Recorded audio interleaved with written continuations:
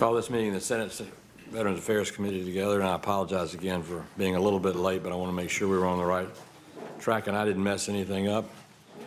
I want to welcome Secretary Shulkin, who has had a great start. I don't think anybody in this administration started out with a better unanimous vote than he. You can't do any better than unanimous when you get confirmed. I think the vote last week on accountability was extraordinary, and the way we got to the decision, working together hand in hand, was extraordinary, and I commend the ranking member on his help in doing the same. And we've got some other things to do today to start talking about budget-wise.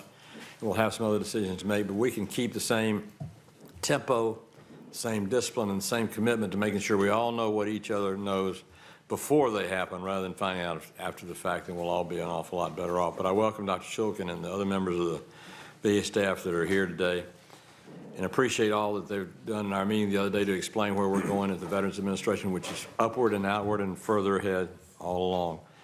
I'm going to not make a long statement at all except to say a couple things, and I don't want to make this David Shulkin Day, but one other thing I have to brag about.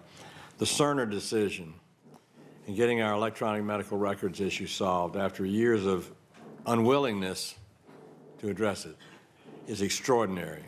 And I think, from what I have heard, there are already signs that people are coming together who in the past hadn't been together to make sure this happens and works efficiently for our veterans and for the Department of Defense and the Department of Veterans Affairs at the same time. It was silly to have an agency, two different agencies in the same government, serving the same soldiers, fighting for the same country and the same Constitution, that had two medical systems that were not interoperable one to the other, and that where our veterans who fought for us would literally fall in a hole, leaving from active duty Department of Defense to Veterans Affairs. I think this move to Cerner is going to prove to be a tremendous move economically for the VA and benefit-wise for our veterans, and there's no possible way to do any better than that. So I commend you on that decision as well.